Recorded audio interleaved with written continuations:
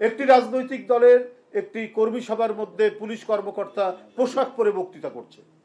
এটা আওয়ামী লীগের আমলে এটা সম্ভব, এখন কি করে এটা সম্ভব? দুষ্কৃতিকারীদের বিরুদ্ধে আইনি ব্যবস্থা গ্রহণের জন্য দল থেকে প্রশাসনের সাথে যোগাযোগ করা হলেও প্রশাসন কোনো সহযোগিতা করছে না।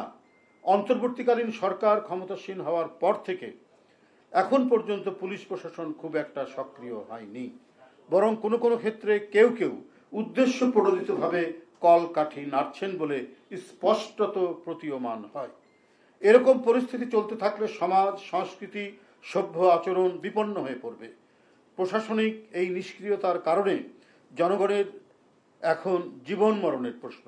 গণতন্ত্রের স্থায়ী পুনরুজ্জীবন ও ঐতিহাসিক সার্থকতা নির্ভর করছে রাষ্ট্র ও সমাজে শান্তি ও স্থিতির উপর। আর এক্ষেত্রে দক্ষ প্রশাসন অতীব জরুরি।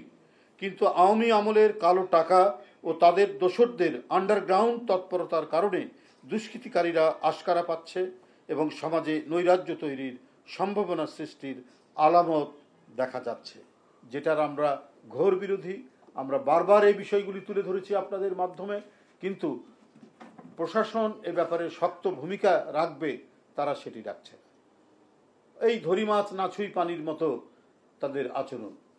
কিন্তু প্রশাসনকে বলার পরেও তাদের তো উদ্দেশ্য, আমরা ওরা বিএনপির নামে করছে, আমরাই বলছি বিএনপির পক্ষ থেকে যে এদেরকে ধরুন, এবং যারা নানা রঙে, নানা কালারে এবং বিভিন্ন জায়গায় আরো বিভিন্ন রাজনৈতিক দলের নেতাদের কথা শোনা যাচ্ছে, তাদেরকে তো একবারই সম্পূর্ণরূপে ধরা ছোঁয়ার বাইরে। তো এটা কি হতে পারে? একটি রাজনৈতিক দলের একটি কর্মী সভার মধ্যে পুলিশ কর্মকর্তা পোশাক পরে বক্তৃতা করছে। এটা আওয়ামী লীগের আমলে এটা সম্ভব, এখন কি করে এটা সম্ভব? এই ঢাকা মহানগরীতে এই ঘটনা ঘটেছে। এটা হতে পারে?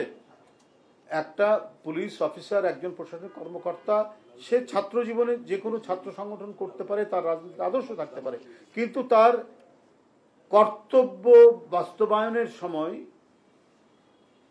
সে কখনোই তার রাজনৈতিক ইচ্ছা এবং আদর্শের কথা প্রতিফলন করবে না। বললাম তো সেটা। তো এখন কেন এটা তো আমরা দেখেছি মুজিব কোড পরে এসপি কে বক্তৃতা করতে আওয়ামী লীগের আমলে। তো এখন কেন সেই অবস্থা? আরেকটি ভিন্ন একটি সংগঠন, এটা তো সম্পূর্ণরূপে চাকরি বিধির পরিপন্থী। এই যে নিজেকে জাহির করা, আমি অমুক দলের লোক। আজকে একটি পরিবর্তন ঘটেছে, একটা দানবীয় সরকার পতন হয়েছে। এখন তো আইনের শাসন। আইনের শাসন মানে যারা আইন প্রয়োগকারী সংস্থা, যারা প্রশাসনিক ব্যক্তি, তারা নিরপেক্ষ আচরণ করবে, তারা যথার্থ আচরণ করবে, যাতে সমাজের কোনো মানুষ আইনের আশ্রয় নিতে গিয়ে বঞ্চিত না হয়, রাজনৈতিক কারণে সে যাতে কোনোভাবেই বঞ্চিত না হয়। সেটাই তো হচ্ছে আইনের শাসন।